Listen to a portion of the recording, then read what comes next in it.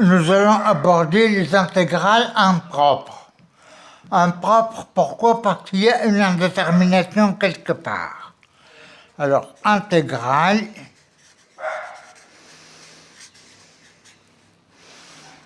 impropre.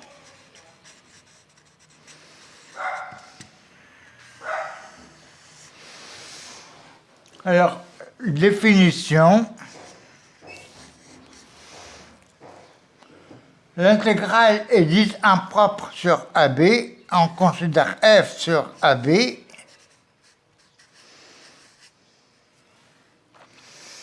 Elle est dite impropre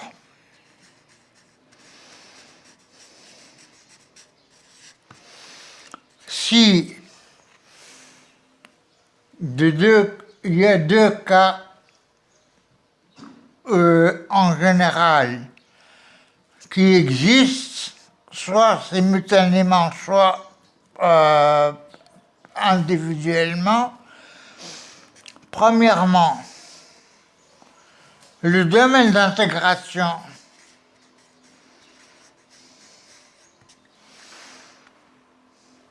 n'est pas fini.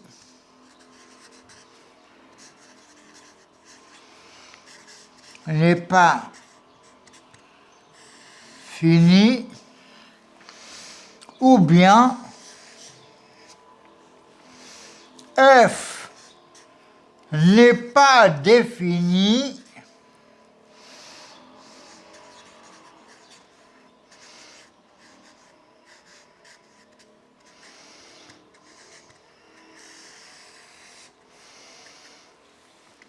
en un ou plusieurs points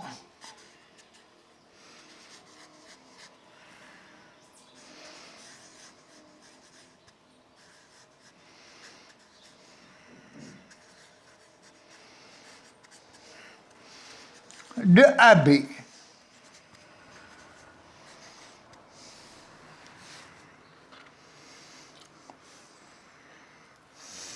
Alors, le cas 1 est dit première espèce, le cas 2 est dit deuxième espèce. Troisième espèce,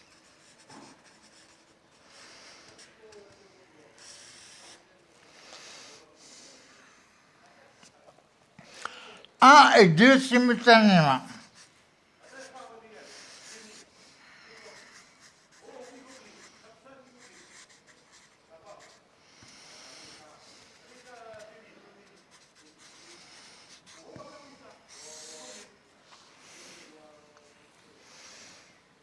Bien.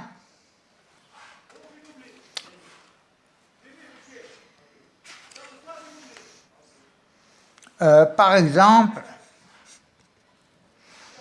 l'intégrale de 0 à 3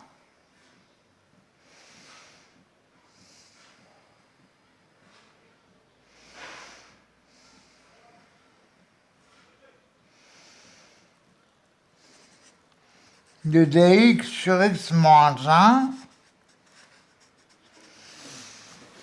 n'est pas définie en 1, c'est clair, donc elle est de deuxième espèce.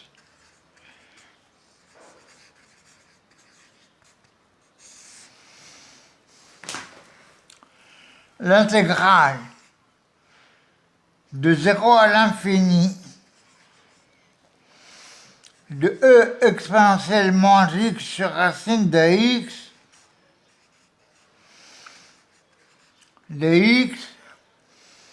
est de troisième espèce.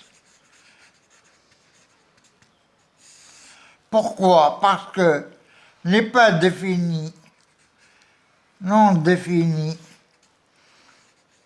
en 0 et domaine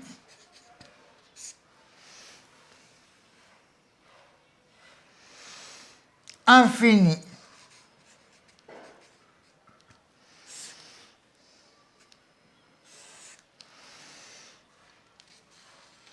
C'est clair? Bien. Alors, nous avons la convergence. Premièrement, la convergence.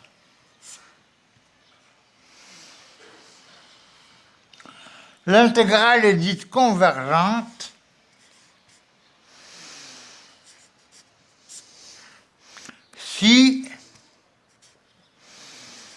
elle admet une limite finie.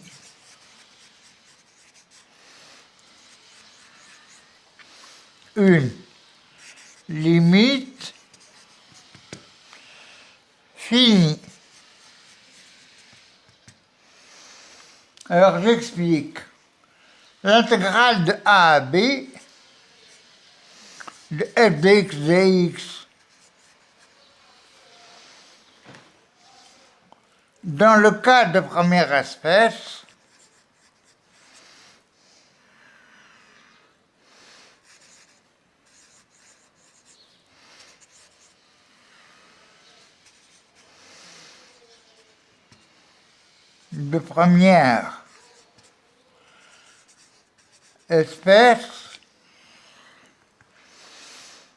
ses limites quand b tend vers l'infini ou a tend vers l'infini évidemment, de l'intégrale de a à b de f de x dx égale à une limite L1 par exemple. Hein.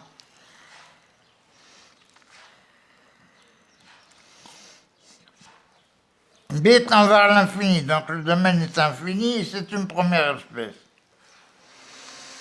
F défini évidemment sur AB. Hein.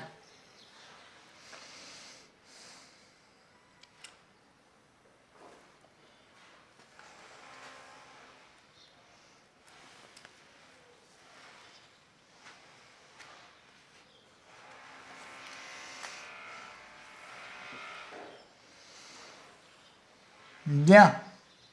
Exemple, l'intégrale de 0 à plus infini d'exponentielle moins x dx.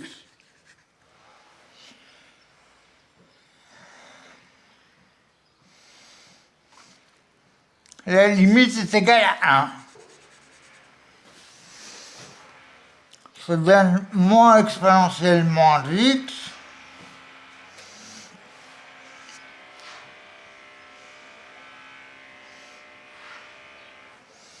entre 0, pardon.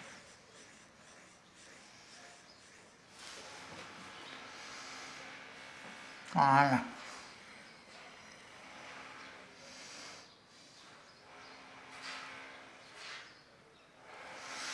Si nous avons par exemple somme de moins l'infini à plus infini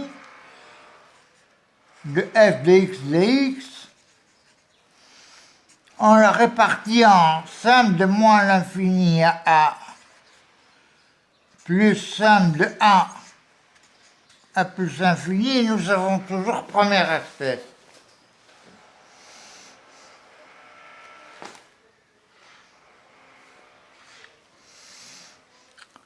Bien, si la limite dans le cas de première espèce ou de deuxième espèce n'existe pas, on dit que l'intégrale diverge.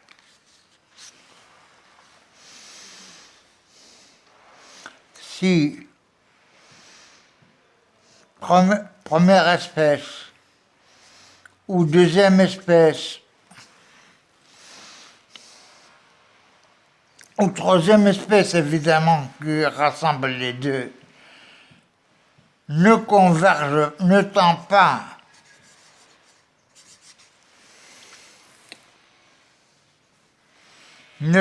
pas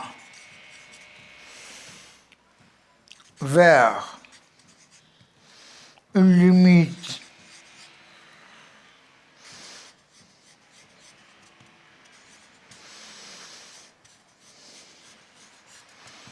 finie,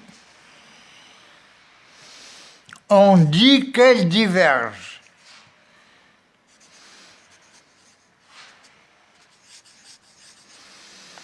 Diverge. Exemple, somme de 0 à plus infini, l'exponentielle x dx, c'est égal à plus infini évidemment.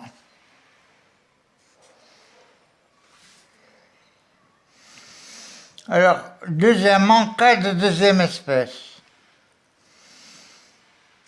Cas de deuxième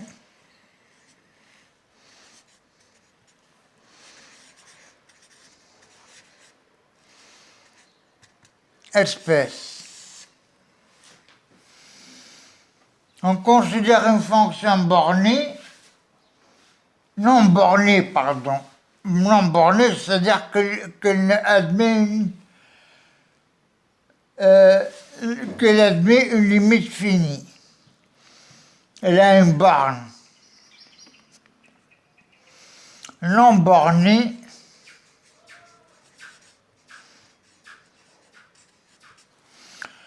en un ou plusieurs points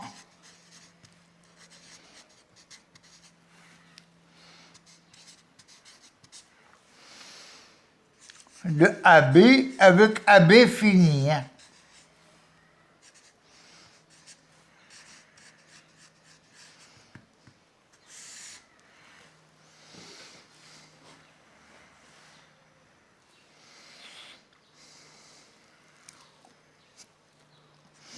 On dit qu'elle converge si elle admet une limite finie, comme dans le cas du premier aspect.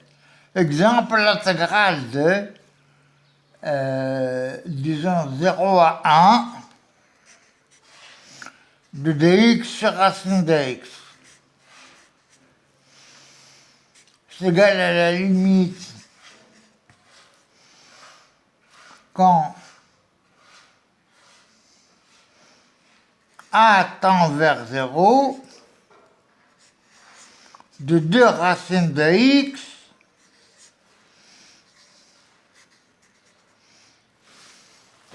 entre 1 et a.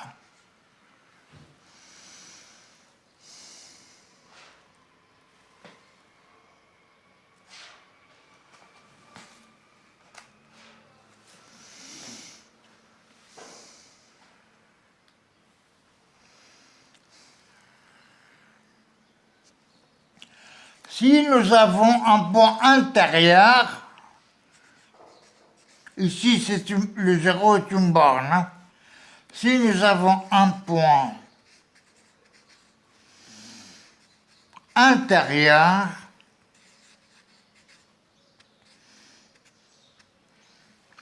on sépare entre a et x0- plus intégrale de x0 plus AB. Et on voit chacune séparément.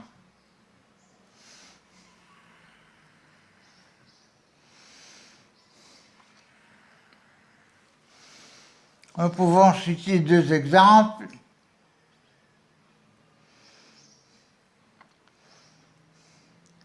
Par exemple, disons somme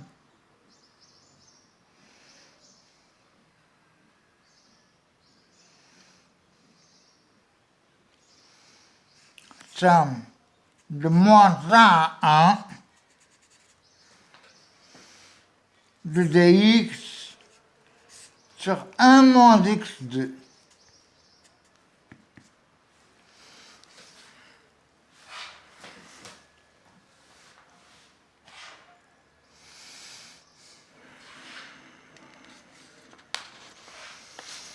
Vous le faites à titre d'exercice. Vous savez faire une décomposition en éléments simples, vous savez tout faire, donc il n'y a pas de problème.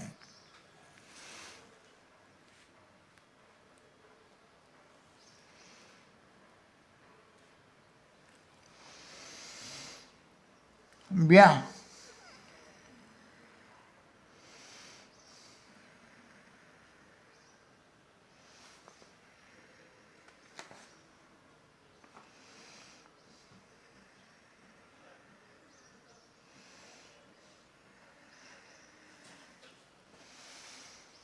Intégrale impropre de fonctions particulières.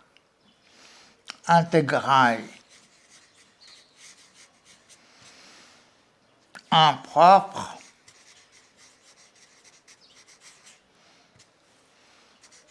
de fonctions particulières.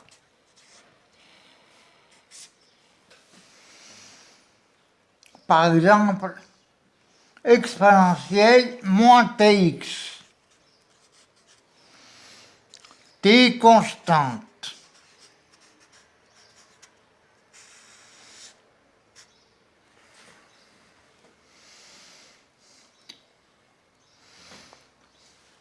Elle est dite intégrale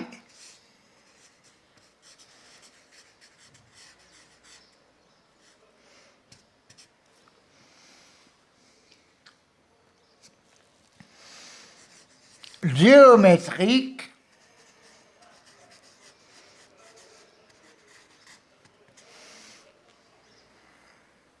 exponentielle.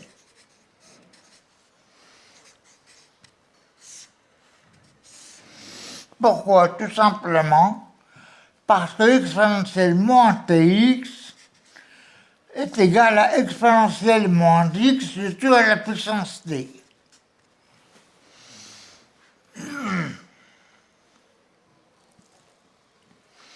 Prise entre 0 et l'infini, exponentielle moins tx converge.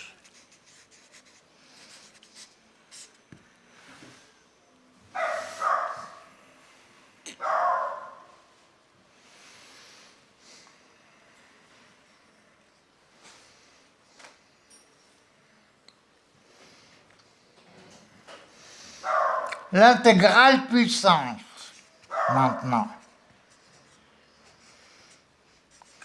L'intégrale puissance.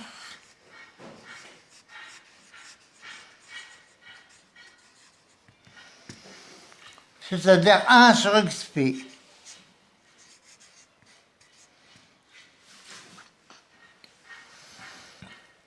P constante, évidemment.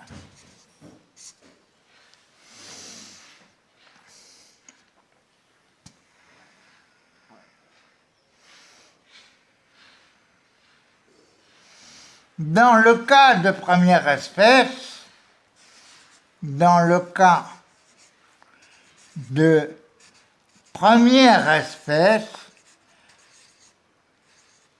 c'est-à-dire borne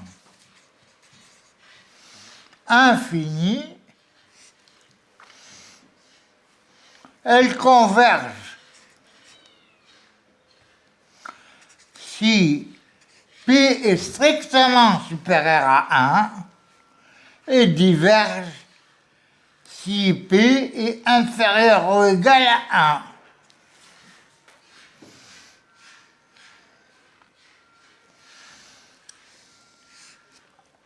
Ce qu'on appelle l'intégrale de Riemann.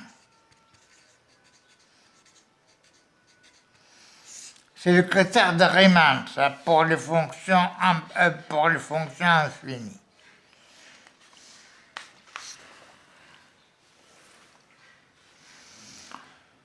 Bien.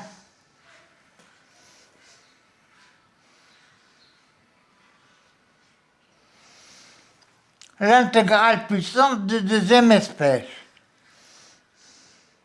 Dans le cas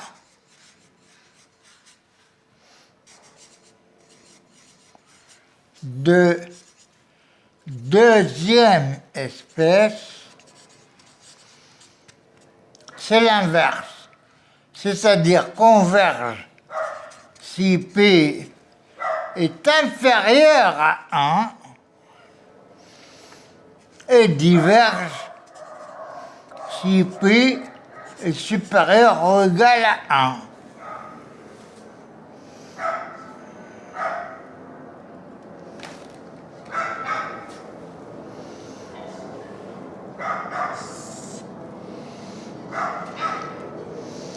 Ça, c'est pour les intégrales de première et de deuxième espèce.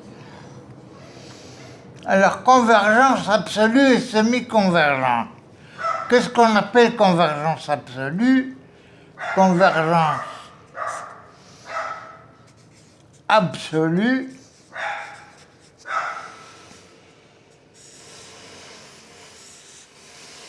si valeur absolue de f de x a une intégrale qui converge.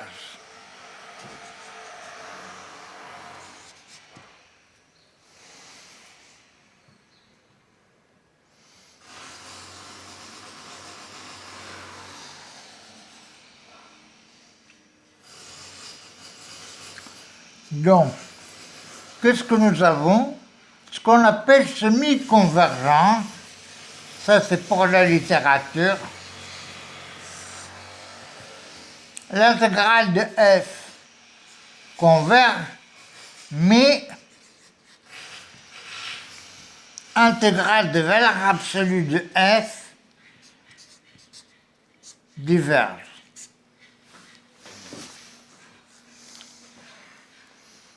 Tout ça, c'est pour la littérature. Hein.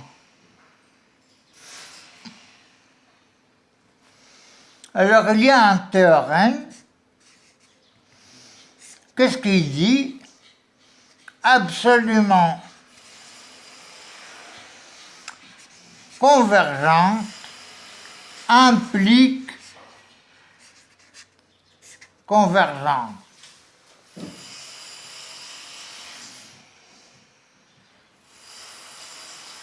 Par exemple, supposons que nous avons sin de 0 à plus infini de cosinus x sur x2 plus 1, par exemple.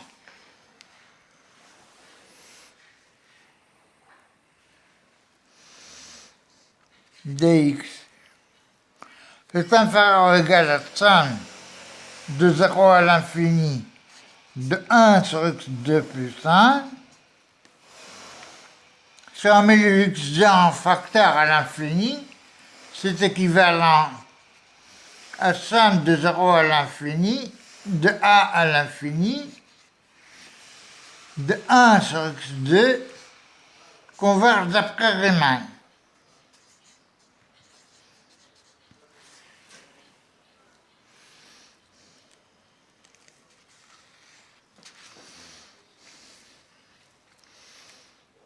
Alors, pour les autres critères de convergence, il y a le critère de comparaison.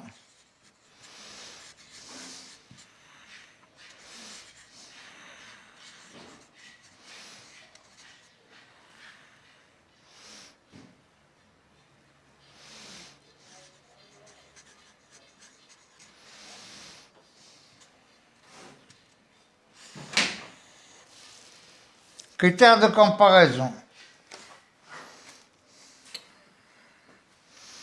Si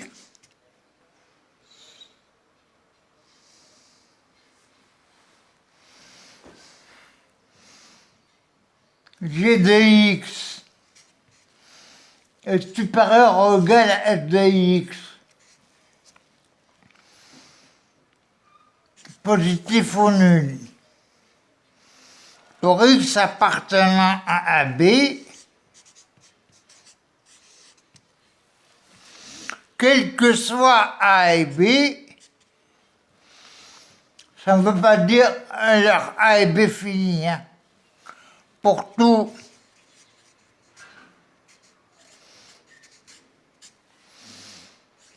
A, B,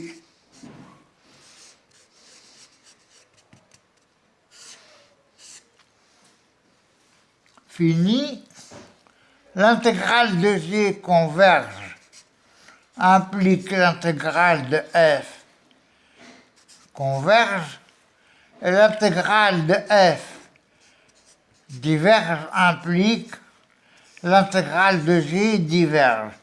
Ça, c'est clair que vous êtes des étudiants à la fac et vous savez ce que c'est. Exemple, l'intégrale de dx sur log de x.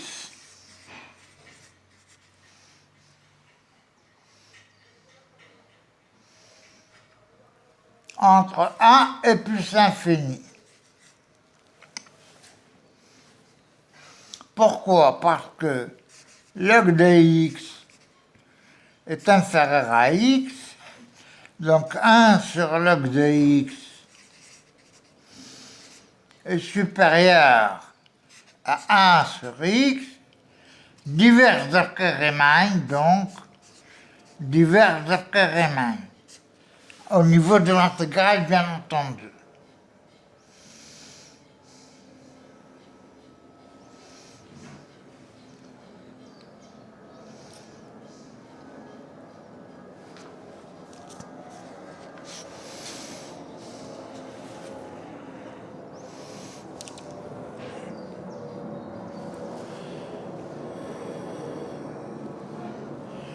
Bien. Alors, l'une des conséquences de cette histoire, c'est tout simplement que l'une va pousser l'autre dans un sens ou dans l'autre, la divergence ou la convergence. Alors, conséquence, si on considère f de x positif et g de x positive aussi, quel que soit x appartenant à AB, l'intégrale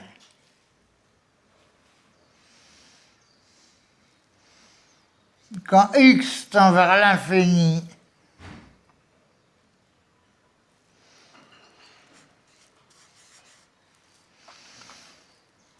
de f de x sur g de x dx égale à une constante différente de 0 et différente de l'infini, alors elles sont de même nature. Intégrale de f et intégrale de g sont de même nature.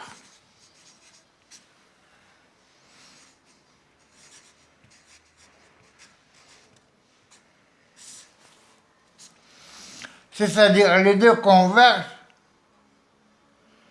ou les deux divergent. Si le A est égal à 0, alors f est plus petit que g et nous avons l'implication seulement.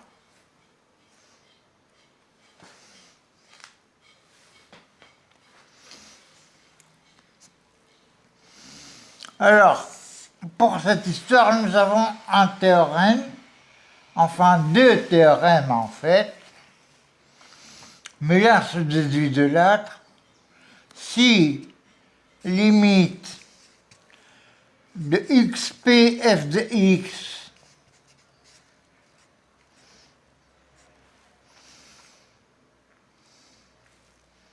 égale 1,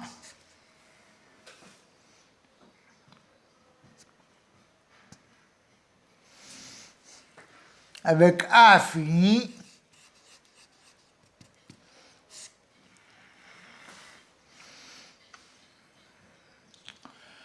alors, qu'est-ce que nous avons? F de x est équivalent à a sur xp. Et nous appliquons Riemann.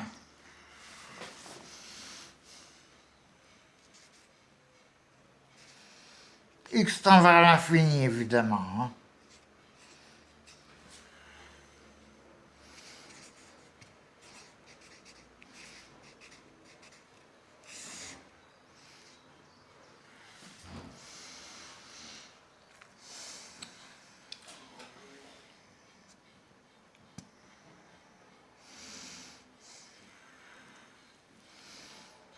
Infini différent de 0, évidemment. Hein.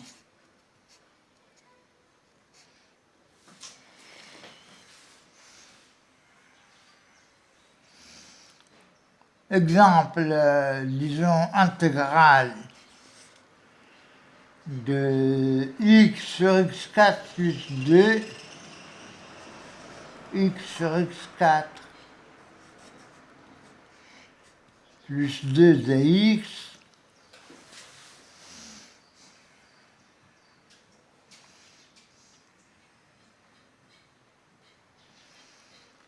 à l'infini avec une borne infinie et 1 A positif, par exemple.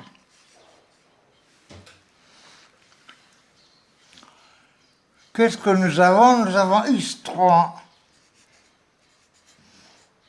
fois x sur x4 plus 2 tend vers 1 quand x tend vers l'infini. Donc, c'est équivalent à 1 sur x3 trois qui convergent d'après Riemann.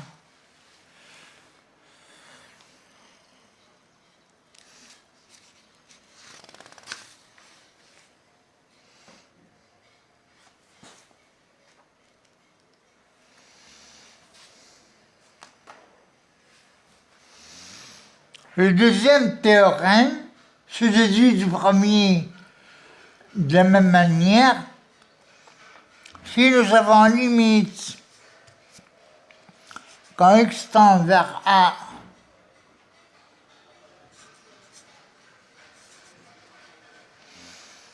de x moins A à la puissance p f de x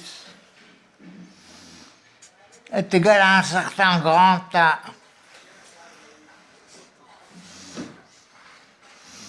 cas de deuxième espèce, hein. Ou bien limite quand x tend vers B de B moins x à la puissance p f de x égale à grand A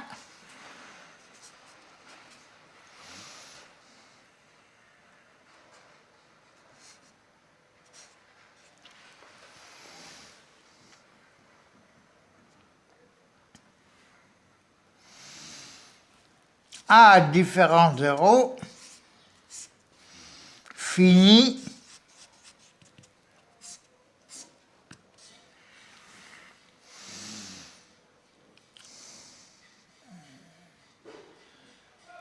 alors qu'est-ce que nous avons? Nous avons f de x est équivalent à 1 sur x moins a à la puissance p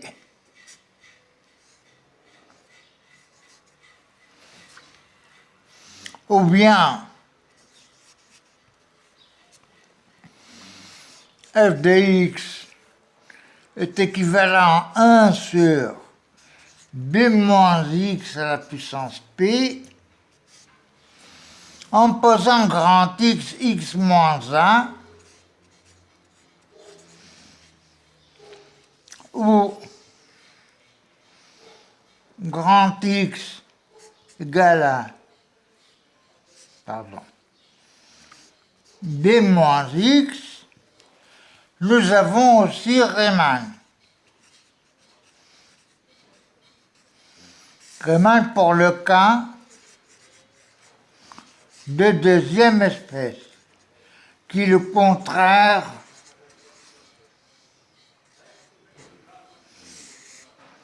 de Riemann de première espèce. Enfin, pas exactement le contraire. Hein.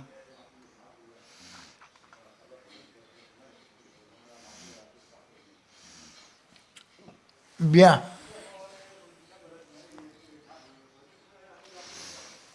Nous allons aborder dans la prochaine séance la fonction gamma de l'air,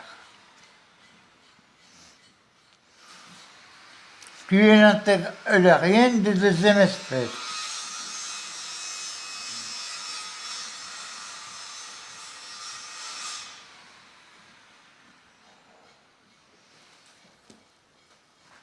Nous la laissons pour la prochaine fois parce que ça va être trop long. Merci et au revoir. À bientôt.